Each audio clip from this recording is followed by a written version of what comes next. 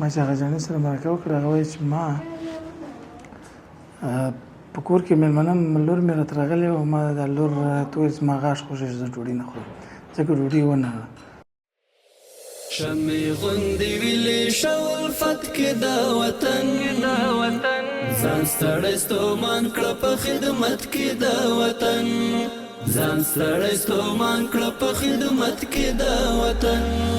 شمې غوندې ویلې شو په داسې پاز میاشت کې مې په ولکه په غوړو څکه کردیس د رومیانو توږه راغتا کاشکې چې دا سلاته خوړلې دا شتنبې دا وطن ځان ستړی ستومان کړه په خدمت کې دا وطن ځان ستړی ستومان کړه په خدمت کې دا وطن راشه مروه را په اخلاص او ما د 2 واره د خپل ځان د مرګ پلان ما بسته کړی دی والله بسته کړی مې دی دا مې د زړه غوټه نن راکاږه غړی شو راشه مروه را په اخلاص غړی شو ګټه د دواړو په وحدت کې د وطن ځان ستړی ستومان کړه په خدمت کې د وطن شمې غوندې ویلې شو الفت کې د حتی د داسې ستونزو سره مخامخ شوی یم چې یو د رقم د درد ګولۍ دي په 15 افغانۍ دي ما وایي که د جتمان درلودې چې ما را نیولې وای او د درد دپاره مې خوړلې وای زه خپله مایبه یم دواړې پښې مې کار نه کوي پښتورګي مې نسته تورې مې نسته تریخې مې نسته دا 10 کاله کېږي په شا په تخته پروت په ملا کې مې زخمونه دي ځان ستړی ستومان کړه په خدمت کې د وطن ځان ستړی ستومان کړه په خدمت کې د وطن خدایه ستا په لار کې دا شهید سپېڅلی روح یم د داسې خلک لکه دا اوس چې زموږ سره د خلکو کومک کړی دی الله عز وجل یې د دنیا او د آخرت کامیابي ور په نصیب کړي الله یې د دا ټولو همکاران د ټول ټیم ته د الله عز وجل په دنیا او آخرت کې وزرونه ورکړي چې داسې خلک موږ لرو چې د داسې بېوزلو غریبانو سره یو کومک او همکاري کوي ډېر بختور خلک دي دا مرسته یوې جانې کړې ده دا دا مرسته چې په آخرت کې د نبي په غېږ کې وګرځېږي په دې دنیا مو روح د ګلانو په ګېډۍ واخیسته سه او سخت ساعت مه وینئ اولاد مو زموږ د ورځې هغه الله وساته چې تاسې جوړ کړي یاست شمې غوندې ویلې شو الفت کې دا وطن ځان ستړی ستومان کړه په خدمت کې دا وطن ځان ستړی ستومان کړه په خدمت کې دا وطن شمې غوندې ویلې شو الفت کې دا وطن ځان ستړی ستومان کړه په خدمت کې دا وطن ځان ستړی ستومان کړه په خدمت کې دا وطن راشه مروه را په اخلاص غړی شو راشه مروه را په اخلاص غړی شو ګټه د دواړو په وحدت کې د وطن ځان ستړی ستومان کړه په خدمت کې د وطن شمې غوندې ویلې شو الفت کې د وطن ځان ستړی ستومان کړه په خدمت کې د وطن ځان ستړی ستومان کړه په خدمت کې د وطن خدایه ستا په لار کې دا شهید سپېڅلی روح یم خدایه ستا په لار کې دا شهید سپېڅلی روح یم ذکر به کومه په جنت کې د وطن ځان ستړی ستومان کړه په خدمت کې د وطن شمې غوندې ویلې شو الفت کې د وطن ځان ستړی ستومان کړه په خدمت کې د وطن ځان ستړی ستومان کړه په خدمت کې د وطن نه غواړم په سختو لارو تګ وکړم او مړه شم نه غواړم په سختو لارو تګ وکړم او مړه شم دا ژوند مې قبول دی په غربت کې د وطن ځان ستړی ستومان کړه په خدمت کې د وطن شمې غوندې ویلې شو الفت کې د وطن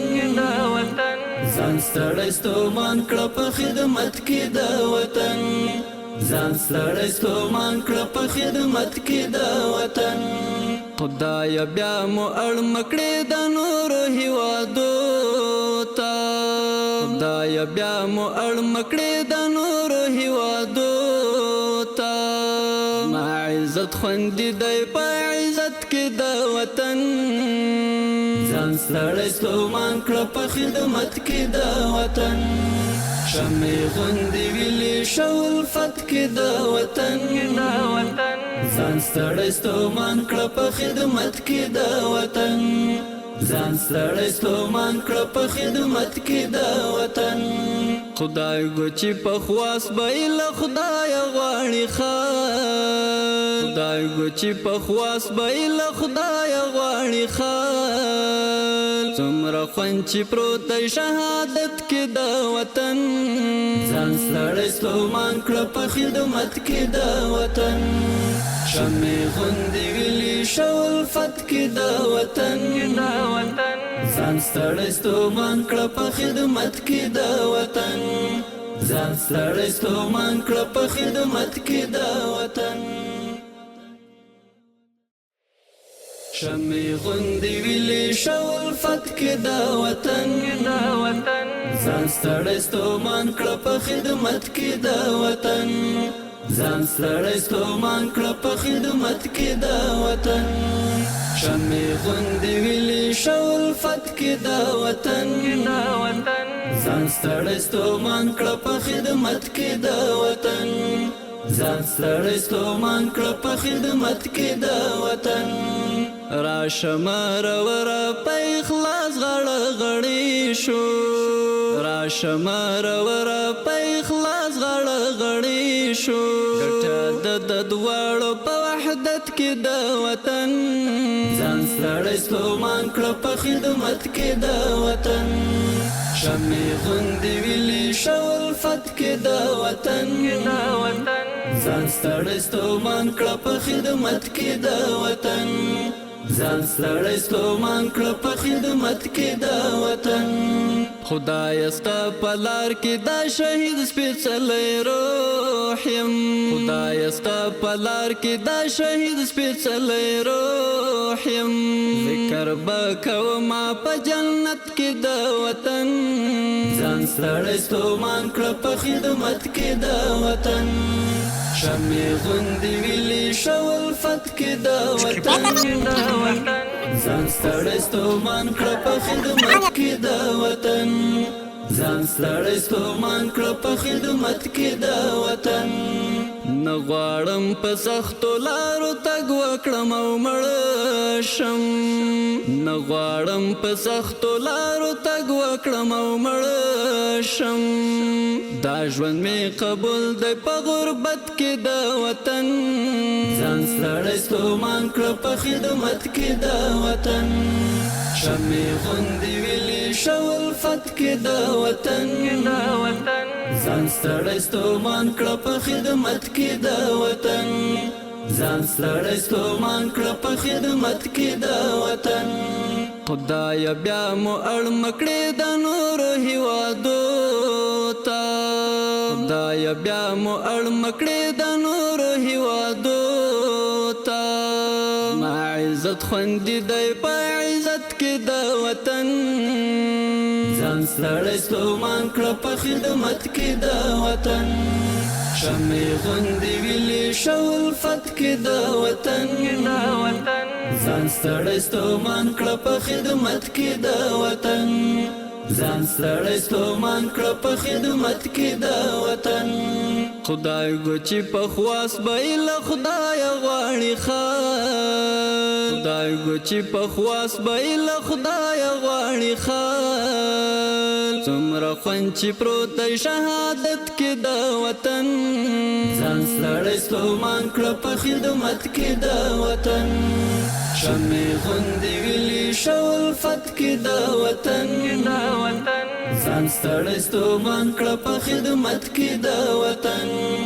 ځان ستړی ستومان کړه په خدمت کې د وطن هیوادو ته ما عزت خوندې دی په عزت کې د وطن ځان ستړی ستومان کړه په خدمت کې د وطن شمع غوندې ویلې شول فت کې د وطن ځان ستړی ستومان کړه په خدمت کې د وطن ځان ستړی ستومان کړه په خدمت کې د وطن خدای گو چې په خواست به یې له خدایه غواړي خدای گو چې په خواست به یې له خدایه غواړي څومره خوند چې پروت دی شهادت کې د وطن ځان ستړی ستومان کړه په خدمت کې د وطن شمع غوندې ویلې شول. بسم الله الرحمن الرحیم. السلام علیکم ورحمت الله وبرکاته. دوستانو ستړي نشئ په دې هیله چې جوړ روغ خوش او خوشحاله به یاست. الله تعالی مو ژوند له نیکمرغۍ له خوښۍ ډک کړه. دوستانو بیا هم د الله تعالی جل جلاله په فضل باندې او د بیبي حلیمې مور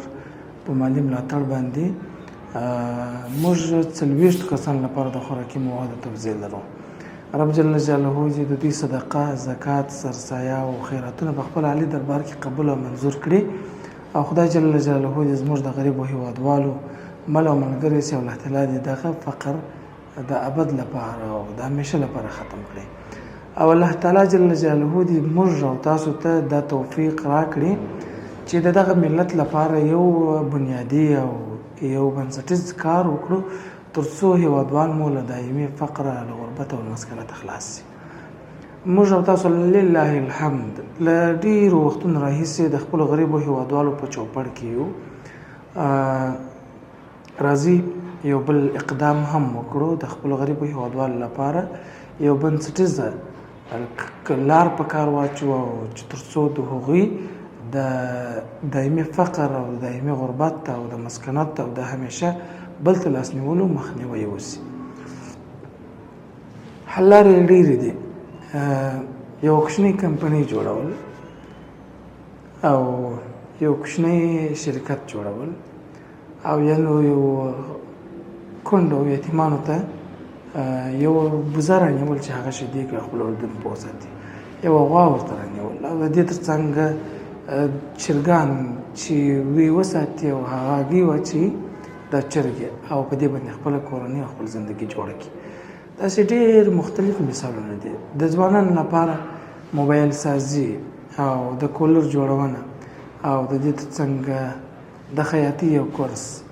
او همدارنګه کمپیوټر زده کړه او فریلانسینګ دا ټول هغه موضوعات دي چې یو څوک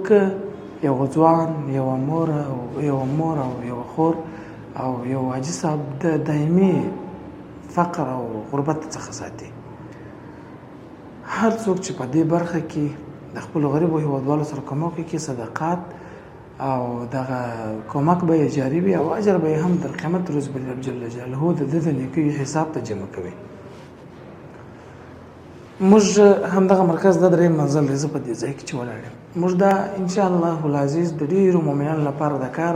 زمینې سازي په اساس باندې جوړ کړی. دلته به ځینې شاګردان به درس وایي، تعلیم به کوي، تربیت به حاصلوي. استادان به درسونه څه کوي، هغه به درس تدریس کوي، یو به خدمت وي، بل دوی ته کاري زمینه برابروي. درېیم شی موږ دلته کمپیوټر لیب جوړو او د دې تر څنګ د فریلانسینګ لپاره کورسونه جوړو او همدارنګه په همدغه مرکز کې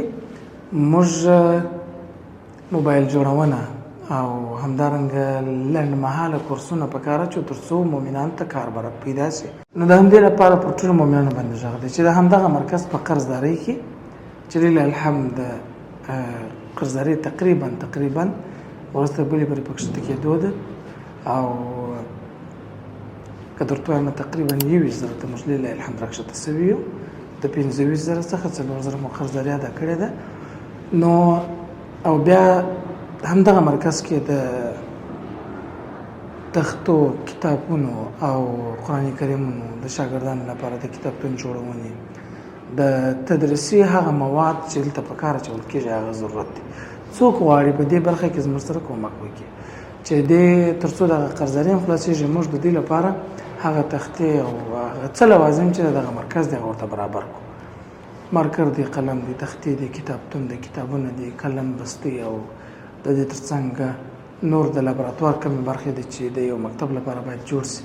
څوک غواړي دغه برخه کې کومک او مرسته وکړي موږ به انشاءالله العزیز دغه مرکز ډېر ژر پرانیزو. نو ټولو مؤمنانو باندې موږ غږ دی چې راځي په دې برخه کې کومک او مرسته وکړي. لله الحمد د بر کار ټول خلاص شوی دی، فقط خبره چیرې ولاړه د بیټري ته او هندارو ته، نور ټول د بر کار موږ خلاص کړی دی الحمدلله. دا پنکي او ګروپونه او ساکټونه ټول شان او د دې ترڅنګ هندارې او کلکینان ټول لله الحمد برابر دي. فقط او فقط د درې شان قرضداري، دغه د غولي جوړول، هغه مسجد او ورسره دغه اوس تدریسي محول لپاره چې کوم شان ته ضرورت دی، کتابونه دي، کتابتون دی او لابراتوار دی، تدریسي مواد دي، میز دی، چوکۍ ده، دغه شان ته ضرورت دی. په دې کې ستاسو کومک او مرسته غواړو. تاسو سره اوسېږو، موږ به انشاءالله دغه مؤمنانو سره خبرې وکړو. په هغې کې 3 کسان مور ته مې عهد ټاکلی دي، هغوی ته به هغه کومک ورکړو. 30 کسان موږ د خپلې ارزیابۍ په اساس باندې راغوښتي دي، د هغوی سره به کومک او مرسته وکړو. رب جل جلاله دې تاسو ته ډېر اجر درکړي. جزاکم الله خیرا. شمع غوندې ویلې شول فتح دا وطن، ځان ستړی ستومان کړه په خدمت کې دا وطن، ځان ستړی ستومان کړه په خدمت کې دا وطن. شمع غوندې ویلې شول فتح دا وطن، ځان ستړی ستومان کړه په خدمت کې دا وطن، ځان ستړی ستومان کړه په خدمت کې دا وطن. راشه مرور په اخلاص غړ غړی شو، راشه مرور په اخلاص غړ غړی شو، ګټه د دواړو په وحدت کې د وطن، ځان ستړی ستومان کړه په خدمت کې د وطن. شمع غوندې ویلې شول فتح د وطن، ځان ستړی ستومان کړه په خدمت کې د وطن، ځان ستړی ستومان کړه په خدمت کې د وطن. خدای ستا په لار کې دا شهید سپېڅلی روح یم، خدای ستا په لار کې دا شهید سپېڅلی روح یم، ذکر به کومه په جنت کې د وطن، ځان ستړی ستومان کړه په خدمت کې د وطن. شمع غوندې ویلې شول فتح د وطن، ځان ستړی ستومان کړه په خدمت کې. دوستانو موږ خو داسې ځای نه لرو چې ټول یې ځای کوو، ګرمي هم ډېره زیاته ده. نو 20 کسان په همدغه منزل کې او لاندې 20 کسان به انشاءالله العزیز په هغه لاندې منزل کې وي. نو موږ به د ډېرو کمو خلکو سره خبرې کوو او بیا به برنامه ختموو. السلام علیکم. وعلیکم السلام. دا څنګه د غرغ شنه پر سر کړې ده؟ چې شي د منظر پښتون څنګه دی ژوند بالا نو ستړی دی، نو مشکلاتونه ډېر دي، دغه دي اقتصاد کمزوري دی، د پیسو د خوا نه وړه برابرېږي نه وړې برابرېږي، او موږ معیوب هم یو، نو د خوارۍ نه یو، دغه نه یو، بالا دغسې کومک سوی یو، دغه سوی. په کور کې څو کسان یاست؟ په کور کې 4 مې اولادونه دي، 2 نوموړي، دا 6 نفر. ښه. داسې ورځې شپې به دغه هفته و به دا میاشت کې راغلی تاسو په کور کې شی نه یې درلودلی؟ دا اوس نن 10مه ده، ته دغه لوبیا راته وایي والله که زه پیسې لرم چې دغه سره لوبیا خلاصه سوې ده، نو خو مشکلاتونه دي، دغه د پیسې. الله تعالی جل جلاله دې تا ته اجر درکړي. خدای جل جلاله دې ستا ټوله کارونه چش کړي په خیر کې. او دا مرسته یوې جڼۍ کړې ده، بیبي حلیمې مور دعاګانې ورته کوه. الله پاک دې په دنیا او په آخرت کې وزرونه ورکړي چې موږ یې په یاد یو، د خدای دې په یاد شي. دعاګانې خو موږ دوستانو موږ څه دې غوښتنه نه کوي چې دعاګانې وکړي، او دا به حدیث شریف دی. ګورئ څوک چې مرسته کوي د الله دپاره یې کوي، څوک چې زکات ورکوي د الله دپاره یې کوي. که څوک د یو چا څخه د زکات د خیرات په مقابل کې دعا وغواړي، دغه دعا بس د همدغه خیرات اجر نور به د اجر غوښتنه کوي. خو هغوی موږ ته نه دي ویلي، دا زموږ احسان دی چې دا دغسې مؤمنانو سره چې کومک کوي دعاګانې وکړي. الله دې ستاسو سره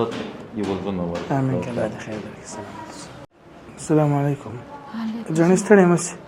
څنګه یې ښه یاست بخیر ذکر دې کوئ که خوب در راغلی خوب راځي سره کایسه مریض یم داسې مریض یم ولاکې یادې برای چې لکه تا چې زموږ سر په ګوله څه کنه ما ملکه پر میلو راغلی وه د سارا سه ماښام مېلمانه وه په نیم نس بله مې خپله نه ده خوړلې ما زما غاښ خوږېږي نو سر مې د چای څکم په والله بلاکه کړې ده لکه تا چې زموږ د کور شی خوري وږې تږې راوته زړه مې اوس داسې ډوب ډوب کېږي به شی ولاکه کېږي د غریبۍ سه مال دغه شی که ورسېږي دونه په خوشحاله وم چې بالا نه ورته جوړېږي هر چا چې دغه مرسته کړې ده الله دې اجر او ثواب ورکړي خو بیخي زما 12 نفره اوس زما یې چمانجې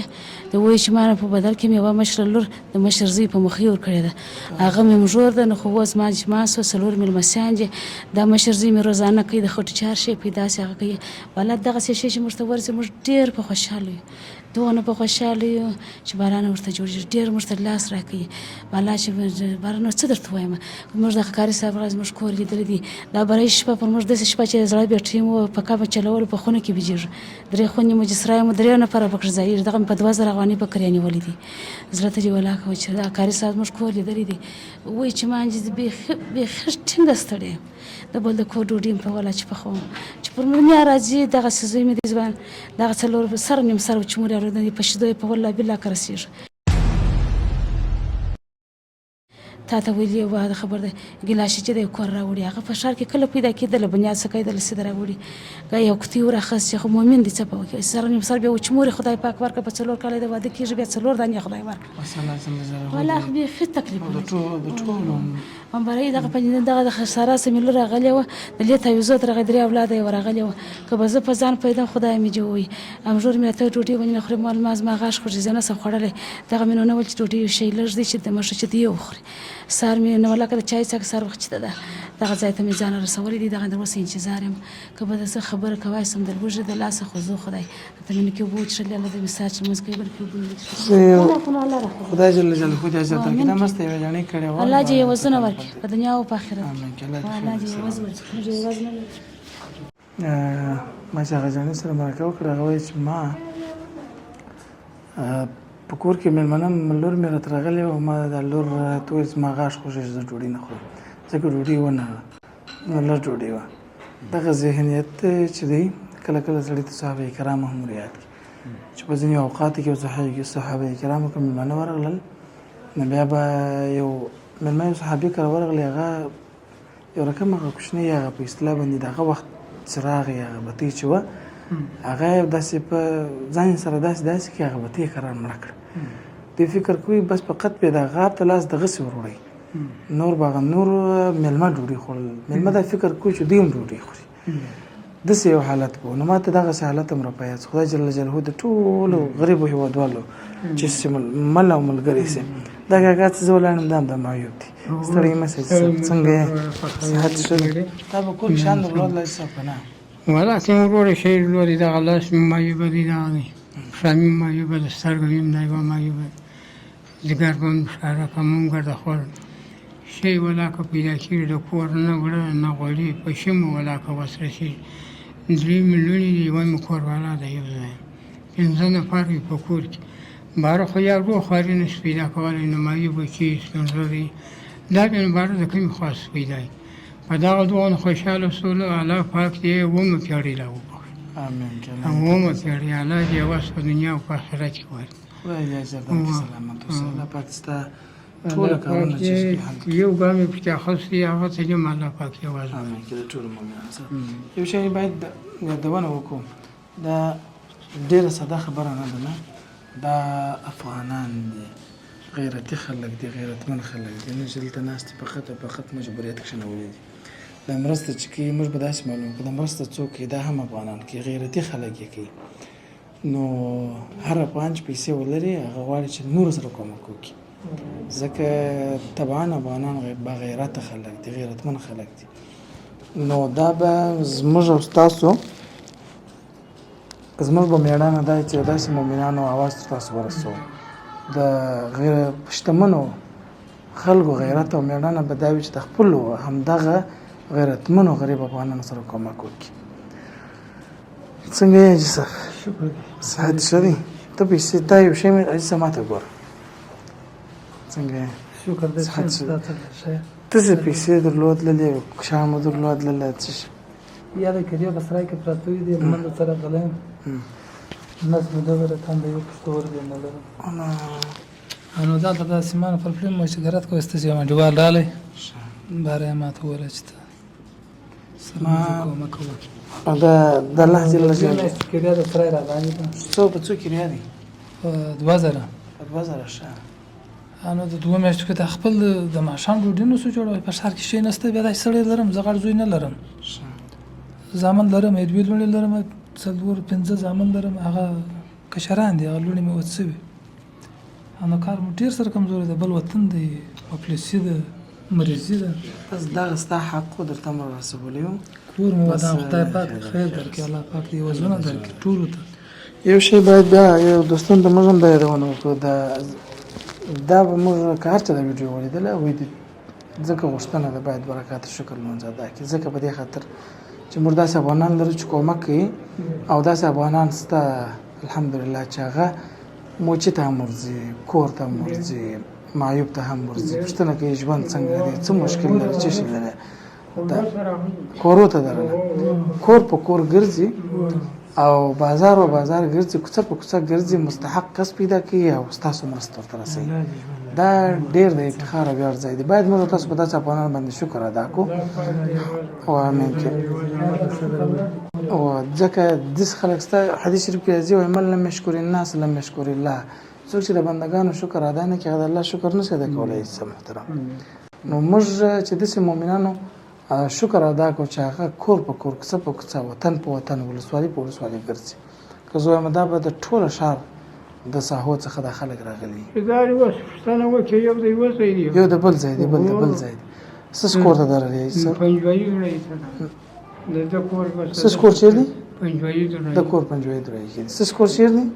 ما کور د اسمت په پوسټ سره د کور د اسمت ته پوسټ سره یخ کارس ستا کور چیرې دی سیمان په نو د سیمان د جابشت جامع و دا جابشت جامع وخت اوس دې ته وګور چې یو چیرې بل چې دغه تقریبا د ښار درې کونج دي ورانه زه په ډاکټر کې ولیدم یو عاجزه ښه ما خوله دغه راکاوه ښه داسې لا نه وه داسې راځړېدله او د دغه چې بچي مې سترګې ما زه وګوره د بلې ونې د کلمو وینې راتللې باره یو عاجز صاحب دا لمبر راکړي باره که خدای کول کونډه یم الله را خبر دی رسول را خبر دی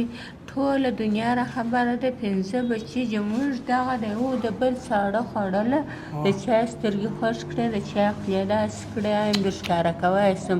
د چا کلمې اوس نو نه ده د واوس لرو نه د هغه ډوډۍ هغه چې پوښتنه کوی شي چې د دې کور نیمه ډوډۍ هغه چې پسکه کړې نه خو نه درکوي چې نه یې کړې په غاب کې چې څلور ورځې پراته وي ولاکې درکوي نه یې درکوي چې یو چا توپ د دې په یو سرای مې لا شکر خپل دی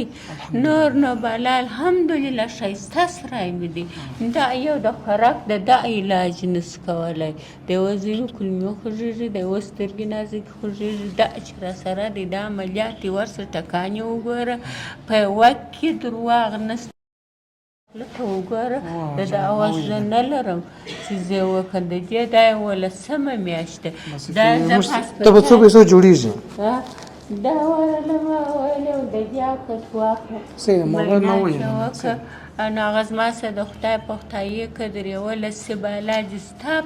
په نصیب څه که اوس راڅخه دي ورونه نه دي چې ورونه خاشي په داسې پاز میاشت چې مې په ولکه یې په غوړو څخه که دس د رومیانو توګران خدای کاشکې چې دا سلاته خوړل یم دا شتم بیا دا بله دا خوا دې چې دا سوداوي دي وروره چې تاسې خپله کوئ د خدای په نامه چې یوه پنسجي ته مظاهره چې ما زه دا خپله خوله مې په جوړه کړې وای اوس که چیرې هرو مؤمنانو کومک مرسته وکړه د دغه د دا جڼې د مریضۍ په اساس باندې چې د خولې خوږېږي یا د زوی سترګې وګوره د بل زوی مې تر کلمو وینې راتلې پرون حاجي صاحب خپله لیدلی دي او د بل زوی مې د عملیات دی هلته یې وګوره خپله یې ټکان وګوره دا څلور مریضۍ یوازې زما په کور کې دي چې ارمان ونه چې توده ډوډۍ هر ګړی ما ورپخولی دی خوړلی میکروبونه خو بیا نه اخیستی داس خو به نه کېدلی خدای به کوي بیا مې نو مه یېروئ سمه ده انشاءالله الله پاک خیر درکړي دا مرسته یوې اجنې کړې ده دا نو ته کور دا مرسته چې په آخرت کې د نبي په غېږ کې وګرځېږي په دې دنیا مو روح د ګلانو په ګېډۍ واخیسته سه او سخت ساعت مه وینئ اولاد مو زموږ د ورځې هغه اعلی وساته چې تاسې جوړ کړي یاست الله دې تاسو ته زر درکړي سلامت اوسئ مور قدر مې اوسئ د سم لاندې به زه دې وګرلم شمعی غوندې ویلې شو الفت کې دا وطن ځان ستړی ستومان کړه په خدمت کې دا وطن ځان ستړی ستومان کړه په خدمت کې دا وطن شمعی غوندې ویلې شو الفت کې دا وطن دوستانو بیا هم دا کښته مزل کې مشل نفر موږ انتخاب کړی وه خو درې کسان په دې کې څوک دي چې جانې انتخاب کړي انشاءالله هغوی ته به ورسېږي نو زه به هم دلته دوه کسانو سره فقط خبرې وکړم بس نور به نه ختمه جانې ستړی مه سې خیر اوسه د برکات صحت ښه دی څنګه دی ژوند به جانې ژوند مو دغه دی چې پر هلال چوک مو کور دی د ډاکټر هغه د دواخانې په کوڅه کې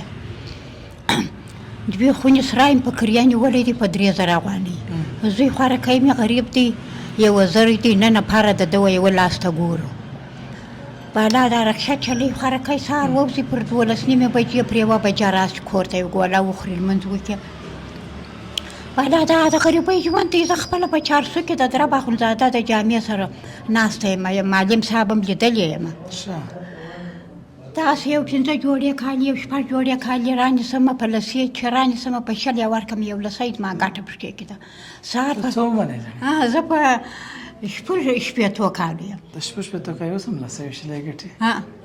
نو څه وکړم د دا زوی سره کومک کوم خوارکی 1000 دی غریب دی خدای دې خیر درکړي داسې ته په دې خاطر باندې دا مرسته موږ تا درکړو چې ته دونه غیرتمنه یې بالا چې د ورځې کوم یو جوړه خرڅه کړله داسې ورځې راغلي دي 500 افغانۍ دې ګټلي دي یا ولاکه مې داسې وخت راغلی چې په 3 ورځې مې هم جوړه ولاکه خرڅه کړې ده چا ډېر پیسې دې ګټلې کومه ورځ ده یو 500 یو شپېته داسې داسې په 300 دې نه دي ګټلي 200 مې ولاکه ګټلي سل مې ولاکه ګټلي دي داسې وخت راسي چې یو جوړه جانې ما زه په بازار کې نسته اون کړې ته لږ چې بازار دې دپاره ځې چې دا بازار وایم 500 افغانۍ دونه ګټه د کور دغه چې سړه ګوله سهار یوسمه هلته یې وخورم دا دوکانداران ترموزان راوړي یا یې د هلته پخوي چای غرمې ډوډۍ هلته یا پر غرمې ډوډۍ چېرې خورې چې د مدرسې کوچنیان رایلاس وله په دغه لاس کې زه کښېنم په هغه لاس کې مخامخ مدرسه ده دا د کوچنیانو چې دا د مدرسې کوچنیان رایلاس وله باره زه هم خپل ګودړان ټول کړم غوټه یې کړم باره یې هلته په پارکینګ کې کښېږدم هغه ځای خو ډېر رش دی هلته جنجال منجال نه کوې یا زه یوازې د دغه دوکان په بغل ته ناست یم دا فرشونه چې خرڅېږي دا کربیټان چې خرڅېږي خو دا مرسته ستا یوې خور کړې ده دعاګانې نو بالا دغه مو کار دی دغه مو کسب دی دغه مو خواري ده الله دې خیر درکړي وینې خپل د ګولۍ و دی چپلک و دی خپل ګولۍ نه پیسې پیدا کوې زوی ته نه وایم هغه غریب دی هغه خپل په ګوله ماشاءالله ماشاءالله دا دې خیر دونه غیرتمن شه د شپېته کاله شپېته عالم نه وي که نه د شپږ اویا ده یا د شپېتو کاله زه به خپل د پلار عکس بیا د ښکاره کړم زما پلار نه چا عکس ښکاره کړي دا عکس بس څنګه منو زما پلار د بابا صاحب د دورایي خو به دې لیدلی ارغنداب ولیدلی مې هلته د بابا صاحب د دورایي سره په دې لاس کې د کوټ بابا اجره شته هلته ښخ دی پر هغه ځای باندې زما پلار د بابا صاحب پر دورایي باندې نوکري کړې ده که سره دا خو تقریبا ستا پلار چې هلته وپاڅېد زه داسې کوچنی وم داسې د 8 د 9 کالو وم چې زما پلار مړ شو خو د هغه خو 90 کاله کېږي نو نو چې 90 کاله د هغه کېږي د 8 کالو ته چې ستا پلار وپاڅوي په 20 کلنۍ بې واده کړي د 9 کاله یا زه د 14 کاله 15 یې ورکړم په 14 مې واده کړم ستا پلار څه وخت کې واده کړی زما پلار د پلار د خو نو زه کوچنی وم نو زه خو د واده کړی نو زه چیرې وم زه کوچنی چې واده کړی نو زه چیرې وم چې زما پلار واده کوي ته څنګه یې ته هم کوچنی وې چې ستا پلار واده کوي جانې خو زه کوچنی یم زما پلار واده کوي جانې خو نو حقیقت وایي دغه دی موږ یو ټوله وروره د مشکلات سره مخ یو زه خپله مایبه یم دواړې پښې مې کار نه کوي پښتورګي مې نسته تورې مې نسته تریخې مې نسته دا 10 کاله کېږي په شا په تخته پروت په ملا کې مې زخمونه دي نو مشر زوی مې د 7 کالې په مسترخانه کې ستا د خوا مدرسې ته ځي ماپښین د خوا مې مسترخانې ته ځي بس د یو کور د بل کور په شان ګزاره ده الله جل جلاله دې ستا کار ساز شي. خدای جل جلاله دې تا ته صحت درکړي. دا مرسته یې دا پښه مو ګور دا غوټه پرې ده استخان واسه ولا کده استخان خجو سر خالی په پوس باندې الله پاک دې بدن فقر سره سره دي نه اته کال کې څه زخم سوال موږ د وعدې سره سم یو قدم نور مخکې هم ځو. لله الحمد د مدرسې د ځمکې د رانیولو څخه وروسته مو تعمیر را شروع کړ. ډیر مؤمنان په دې فکر او تشویش کې وي چې خپل زکات، صدقه، خیرات، نظر چیرې مصرف کړم. نن یې موږ تاسو ته بهترین ادرس وړاندې کوو. په همدغه ځای کې به ستاسو د مرستې په برکت باندې تعمیر جوړیږي او د الله تعالی د دین زده کړه به پکښې کېږي. تاسو به لیدلی وي یا به مو اورېدلي وي ډېر داسې مؤمنان چې اکاونټونه یې له پیسو ډک او دوی د رب العزت جل جلاله حساب ته حاضر سوي وي. هغوی افسوس کوي چې موږ ولې د خپل مال د الله تعالی په لار کې مصرف نه کړ. نن موږ او تاسو دا چانس لرو چې د الله تعالی جل جلاله په همدغه دینی مرکز کې خپل صدقه، خیرات، زکات مصرف کو ترڅو د قیامت په ورځ باندې همدغه دینی مرکز چې کوم قرآن کریم پکې تدریسیږي همدغه قرآن کریم زموږ او تاسو لپاره دلیل وي او د الله تعالی جل جلاله د حساب څخه خلاص او لوی رب جل جلاله مغفرت راته وکړي. نو وخت کو بنه ټول همدغه ویډیو څخه ورسته به موږ او تاسو په همدغه مرکز کې په هر ممکنه لار په هر هرڅه کې د الله تعالی جل جلاله د رضا لپاره مرسته کوو. همدغه تعمیر ستاسو په مرسته باندې جوړیږي او ستاسو مرسته ته ډېر اړتیا ده. جزاکم الله خیر. جسم محترم شاید صحت شدی ژوند په خیر دی. شکر دی. څنګه دي کارونه دي؟ کارونه مې څه ښکار کوي ته اجازه خو په بازار کې سودا کوي. بالکل داس دي. نن زما دا اراده او دا مې د ځان سره فیصله کړې و چې ما په خپل ژوند باندې دا خپل زړه غوټه نه راکښل نو نه راکاږ چې زه ته د خپل زړه الوم. معلولیات خو مې پرېږده چې لاس مې کار دی، سترګې مې نسته، خو د کار وړتیا مې درلوده، د وریجو جړۍ مې کوله، دغونه مې د بچیانو یو ژوند د زندګۍ برابره وه. روز کال په ټکر کې خوښ شوی یم. د زنګانه صدرګرجي پورې یو راډ بسته دی، اوس هم د زنګانه څخه بدربجله کې پورې بل راډ بسته دی. ډېر سخت ورسره په تکلیف یم. یعنې بیا ډاکټره ماسې وه، زه نه یم راوتلی، نن دا دلته راغلی یم چې راوتلی یم. حتی د داسې ستونزو سره مخامخ شوی یم چې یو د رقم د درد ګولۍ دي په 15 افغانۍ دي ما ولایي که د دې توان درلودی چې ما را نیولې وای او د درد دپاره مې خوړلې وای. د داسې خلک لکه دا اوس چې زموږ سره دا خلکو کومک کړی دی، الله عز وجل یې د دنیا او د آخرت کامیابي ور په نصیب کړي. الله یې د دا ټولو همکاران د ټول ټیم ته د الله عز وجل په دنیا او آخرت کې وزرونه ورکړي چې داسې خلک موږ لرو چې د داسې بېوزلو غریبانو سره یو کومک او همکاري کوي. ډېر بختور خلک دي دا. او ما د 2 واره د خپل ځان د مرګ پلان ما بسته کړی دی، والله بسته کړی مې دی. دا مې د زړه غوټه نن راکاږم په خاطر د دې 11 میاشتې کېږي چې زه پروت یم. د وریجو لړۍ مې خرڅ کړل، کار ختم شو.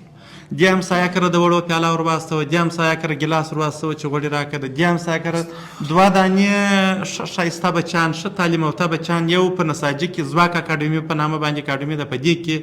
مې شاګردان کړي وه، ښه لایقان هلکان دي. دواړه مې د کوچني اختراعي سره ایستلي دي. د فیس 4 میاشتې فیس راپسې پاته و، ما نه درلودی، مال نور راسي بس کښېنئ پر کور باندې. هغه زه روزانې ته واستوم، راوځي سهار بیرته غرمه راسي، سپېرې خولې نیولې وایي پلار کار نوس پیدا وم. توکل پر خدای دی چې نه پیدا کېږي. خو خیر بیا هم دونه وایم چې داسې خلکو ته د الله د په عمر و ژوند و کاروبار و زندګي کې برکت ورکړي چې داسې بېوزله خلک یې په نظر کې دي. یعنې زه ځان په دا ټولو کې چې ناست ځوان یې بولم، خو زه په دونه مشکلاتو کې یم. په داسې کوروالا مې را سره په ټکر کې خوښ شوله، د هغې سر د یوه غوږه تر بله غوږه پورې مت شوی دی، هغه هم پر ځای پرته، اعصاب یې کار مه کوو. موږ هم په داسې شکل باندې یو چې بیخي د 2 ګامه د تګ نه یم دغه مې لکړي دي په دې لکړو کې په یوه لاس په دې عملیات شکل باندې. زه دې ته وایه ته 500 راکړه زه به ډاکټر ته ولاړ شم، دې ته وایه ته 1000 راکړه زه به ډاکټر ته ولاړ شم. په ډېرو ستونزو کې یو. نو وروره د دې خلکو څخه مو غوښتنه دغه ده چې دا کومکونه جاري وساتي، خو کومک ته تمه کول هم ښه نه بولم. زه وایم چې اوس ما دا د پښې علاج یو څوک زما سره کومک وکړي چې زه د یو ځای د یو تګ سم یو ځای په یو ځای کې چوکیداري کړې، یو جاروکشي کړې، ما ته هغه کار ډېر ښه خوند راکړي چې خپله یې وګټم. بس خدای دې ژوند راکړي. که چا زموږ سره کومک کړي، دا چې صاحب ټول د ژوند حالت تاسو واورېدي دوستان، کار چا ورسره کومک او مرسته وکړي، الله جل جلاله به درته اجر ورکړي، یو فامل ژوند به وژغوري. او د دغه حاجي صاحب د زړه اطمینان به حاصل شي. زه تاسو ته یو څه ووایم، دا یو څوک دی پر د خپل زړګي باندې ګوتې کښېږدي. که دغسې ژوند چې اوس موږ د خلکو سره خبرې وکړه دی او موږ د دې خلکو سره مرکې ودرلودلې، دغسې ژوند موږ او تاسو درلودلی. په کور کې راته مریضان وایي، یا معیوبین وایي، یا موږ مریضان وایي، یا د یو چا کور ته یو پیاله ورسول چې یو پیاله اوړه راکړه، یا یو کاسه اوړه راکړه، یو ګیلاس اوړه راکړه،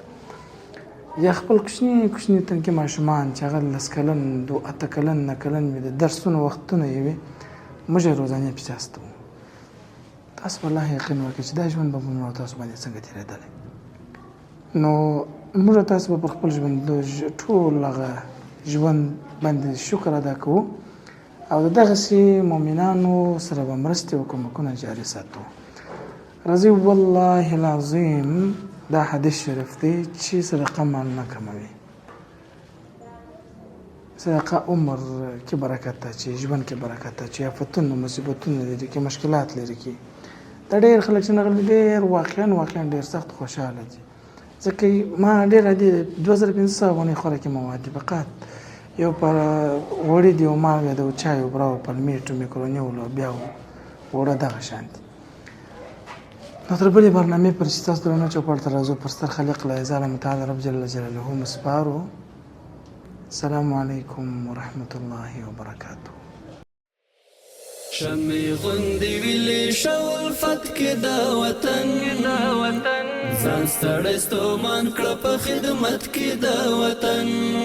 ځان ستړی ستومان کړه په خدمت کې دا وطن.